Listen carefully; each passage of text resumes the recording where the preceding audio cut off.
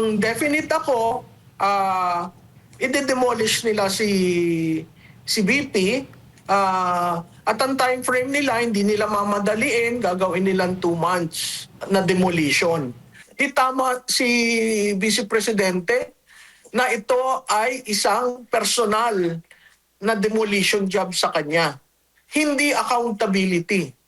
Kasi kung accountability yan, 125 plus 500 versus 1.5 trillion, hindi ko maintindihan yung mga bumabatikos kay Vice Presidente, mas binibigyan nila ng tuon yun. Kundi kung accountability, di sumunod kayo sa COA.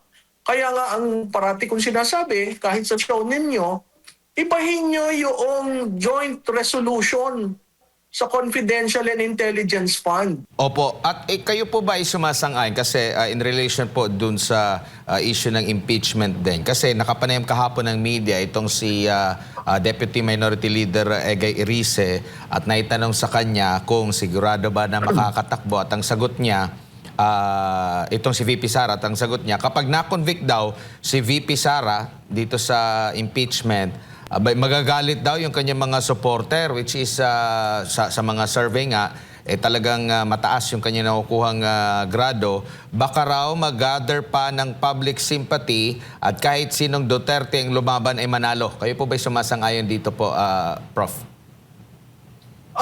Alam mo, Admar, bilog ang bola. Hindi ako sumasang-ayon sa sinabi ni Congressman Erice, pero bilog ang bola. Hindi natin alam kung anong mangyayari sa mga susunod na araw. Ang definite ako, i-demolish nila si VP, at ang time frame nila, hindi nila mamadaliin, gagawin nilang 2 months na demolition. Kung titingnan mo yan, base sa kalendaryo ng Kongreso, napakahirap gawin. Kasi meron silang recess sa Marso, babalik sila ng Abril, magre-recess uli sila, tapos end na ng sinidye, no? Kung ang focus na lang nila ay impeachment at wala ng anti-dynasty, wala na ang lifting ng travel tax, wala na yung mga sinasabi ni Mr. Marcos na pagagaanin ang buhay ng Pilipino, ay yan ang bantayan nila kasi dyan magagalit ang tao. Hindi na kay Inday Sara kasi galit na sila sa ginawa sa kanya at sa tatay niya. Pero yung appeasement na sinasabi na gagawin itong administrasyon na ito, at sinabi na rin niya ni Congressman Sandro Marcos, no? Paano ang legislative nila? Lahat na lang nakapokus sa impeachment. Tama si Vice Presidente na ito ay isang personal na demolition job sa kanya. Hindi accountability. Kasi kung accountability yan, 125 plus 500 versus 1.5 trillion, hindi ko maintindihan yung mga bumabatikos kay Vice Presidente, mas binibigyan nila ng tuon yun. Kundi kung accountability, di sumunod kayo sa COA. Kaya nga ang parati kong sinasabi, kahit sa show ninyo, ibahin nyo yung joint resolution sa Confidential and Intelligence Fund. Kasi hanggat yan ang batas, susunod at susunod ang mga liderato patungkol sa confidential fund. Opo. Nakikita nyo rin po ba, Prof, no, speaking of demolition din, yung posibilidad naman na hindi na basta-basta may babanat dito na iba pang mga grupo or yung mga kilala lang natin na mga grupo o paksyon ang babanat sa kanya dahil baka sasabihin na, ay, politika lang yan kasi nagpahayag na siya ng pagtakbo sa pagka-presidente. Mismo, Admar. Kaya nga sabi ko, this is a very, very good strategy. Kasi ang banat na nila dahil nag-declare, no?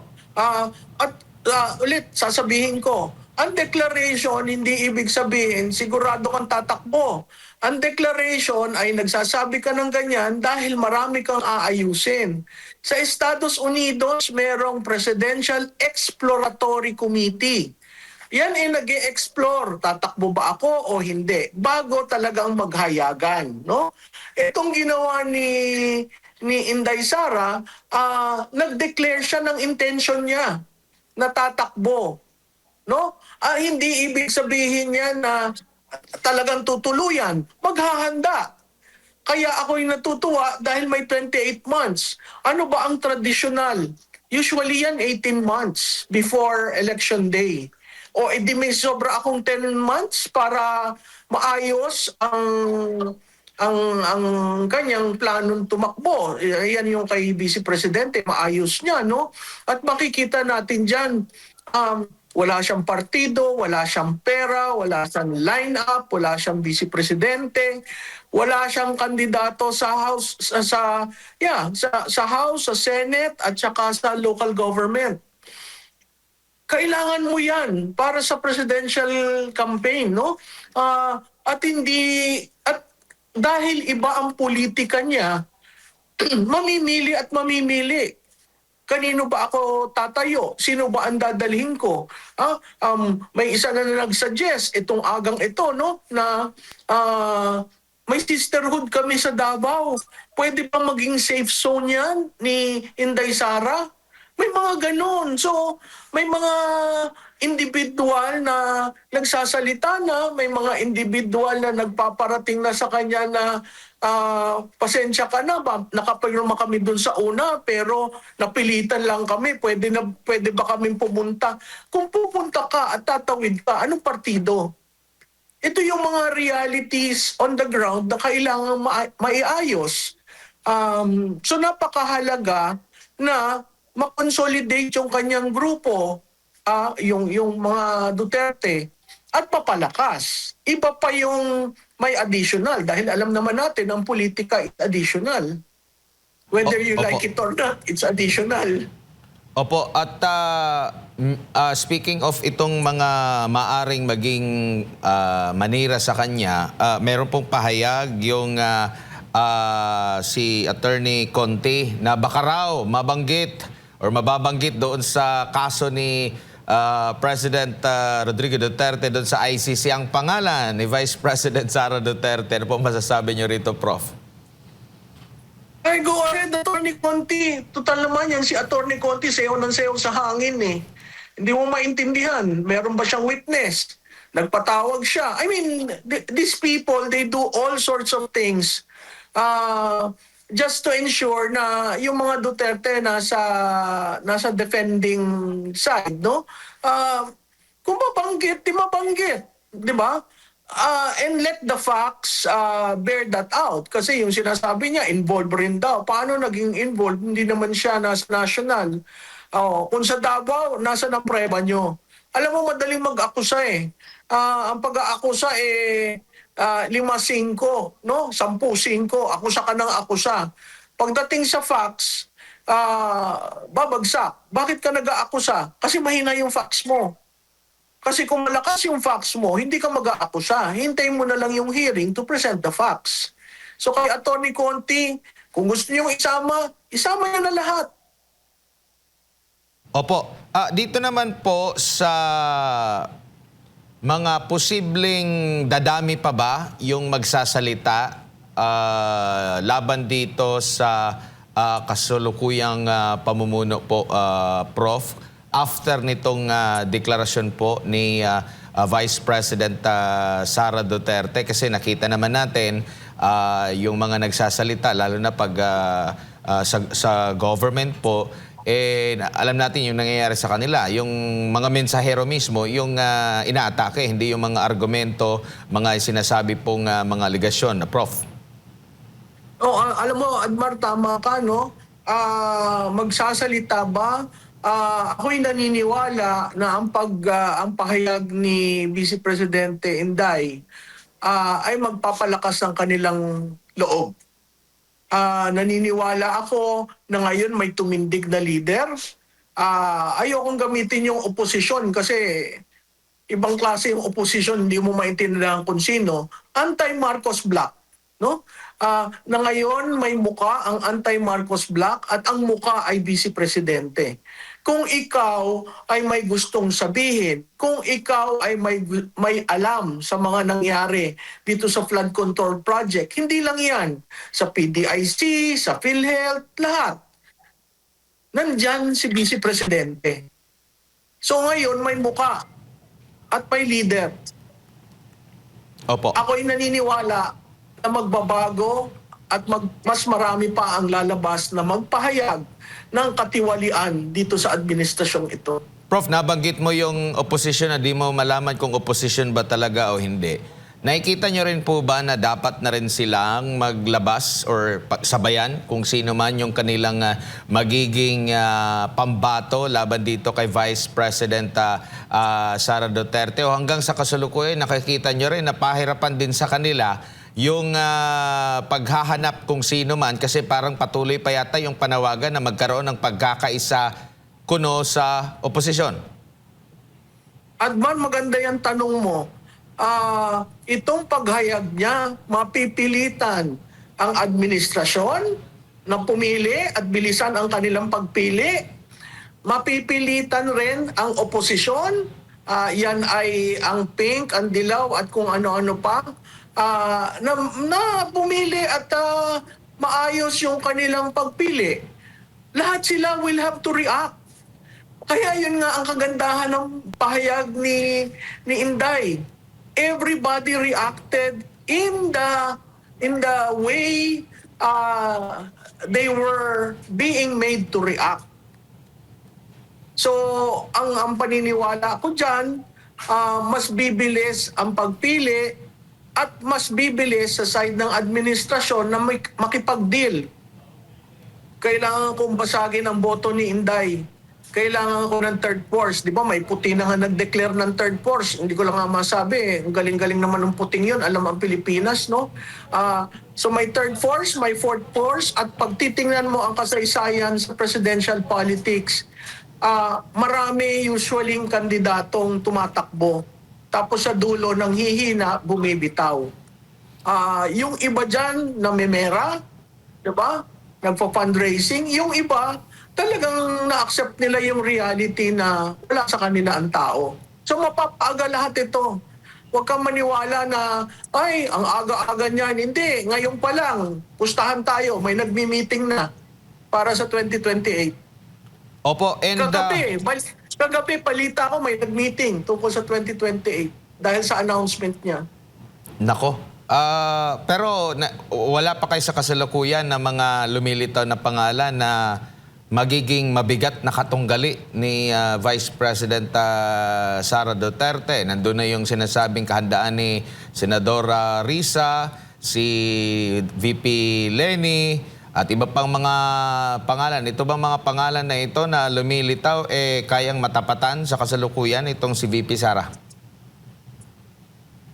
Mahihirapan.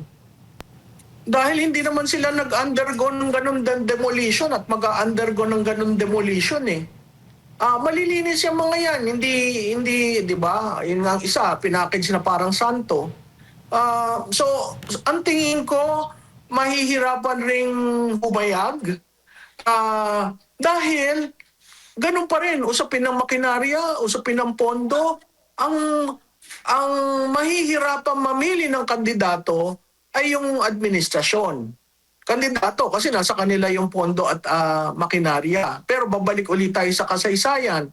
Yung bang may pondo, yung bang may makinarya, nananalo ng eleksyon.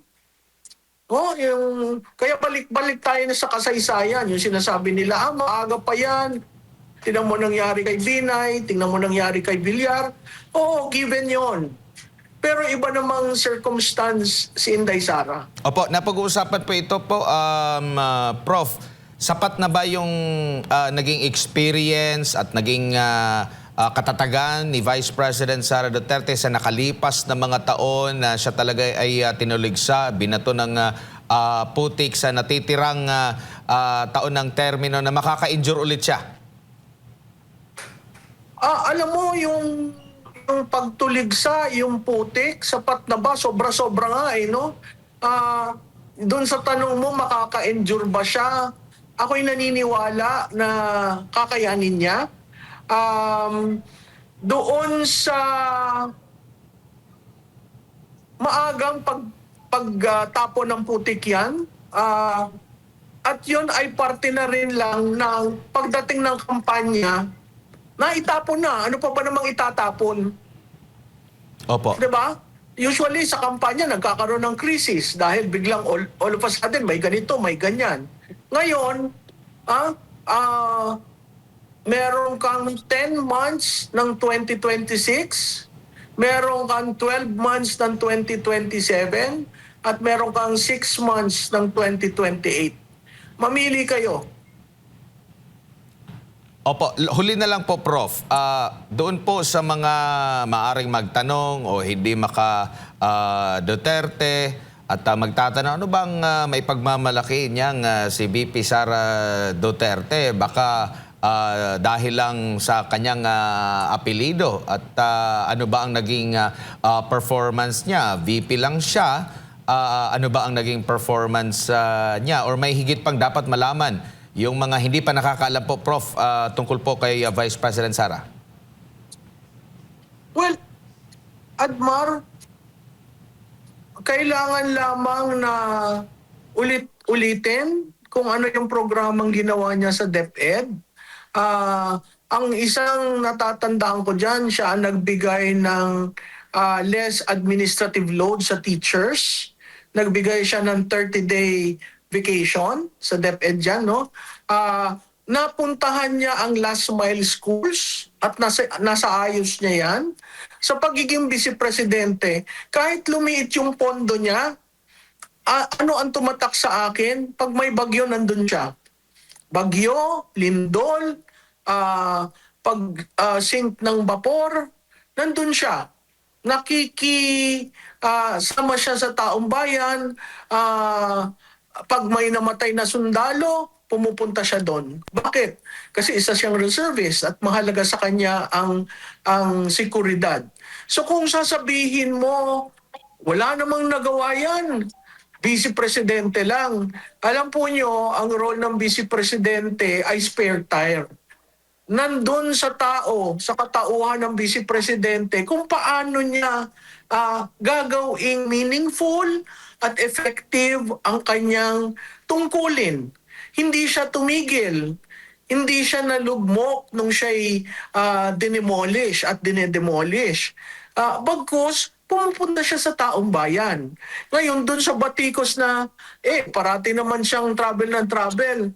Kaya kung ang tatay niyo'y dinala sa isang foreign country na against sa will nung tao, hindi ba kailangan nandun ka rin? Hindi ba pagiging pamilyang Pilipino yung tutulungan mo ang tatay mo, sisiguraduhin mo okay siya?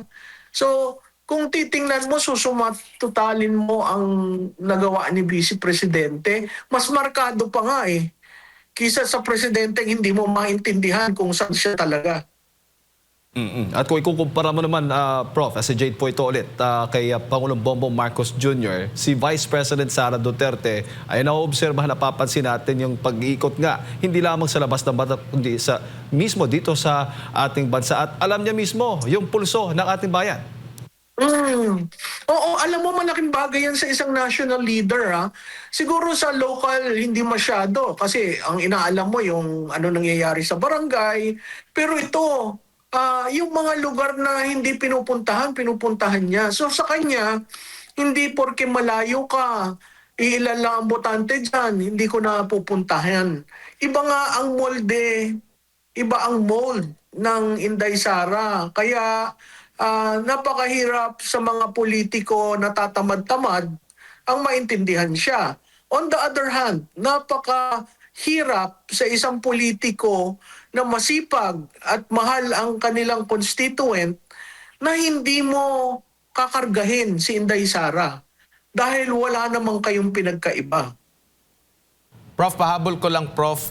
Sino po or meron po bang dapat na criteria kinakita na dapat na maging katandem ni Vice President Sara para solido po pagdating sa 2028?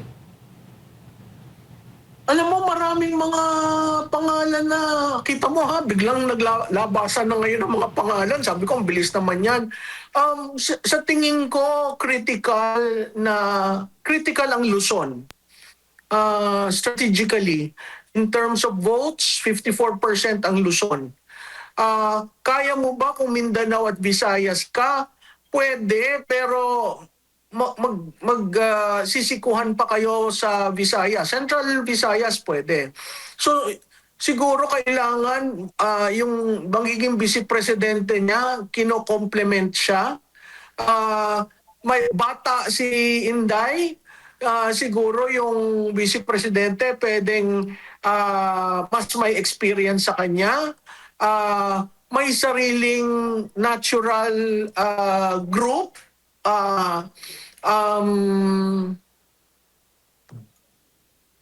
Taga Luzon. Mahalaga ang Luzon. Yung pagpili na yan ay critical kasi mawawala sa usapan ang Northern Luzon. Northern Luzon ba? Hindi naman. Malaki ang Region 3 at Region 4A. So, ang NCR malaki rin. So, tingnan natin. Merong nag-float na babae sa babae. Ako, naniniwala ako na medyo mahihirapan dahil hindi handa ang Pilipino sa dalawang babae na mamuno. Pero, kung yan ay dadalhin ng tao, why not? No, nasa tao naman kasi talaga kung sino yung magugustuhan nila. Ang malaking bagay dyan, naintindi nga nila si Inday Sara nung bumaba at mag-vice presidente na lang. Sa tingin ko maiintindihan nila kung sino ang manunumbrahan ni Vice President, kung sino ang kanyang magiging katandem. May nilabas po na pahayag ang Pangulong Rodrigo Duterte po, Prof, no? For sure, nabasa nyo na po ito. Marami din ang naging emosyonal nung mabasa nila itong pahayag ng Pangulo. Sa tingin nyo po, anong nakikita nyo pong epekto rin dito, lalo na't sa pagtakbo ni Vice President Sara Duterte kung meron man po? Well, alam mo, Admar, very emotional yung sinabi niyang hindi na siya a-attend sa confirmation ng kanyang charges, no? Unang-una doon yung kine-question niya ang jurisdiction. At ang dulo, mahal niya ang Pilipinas.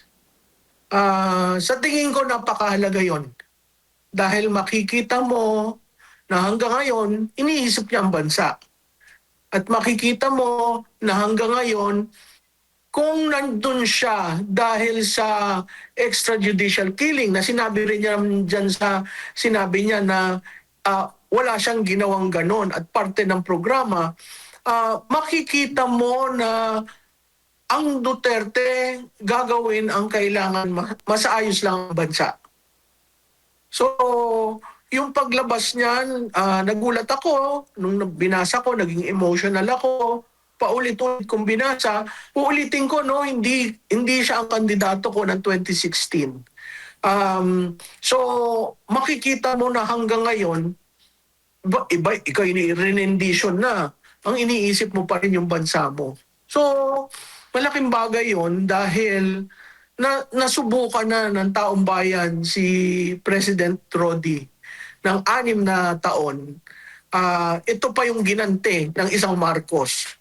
So, may kabuuan niyang mga yan. At sa tingin ko, pagdating ng 2028, makikita natin overwhelmingly ang impact niyang mga ginagawa nila.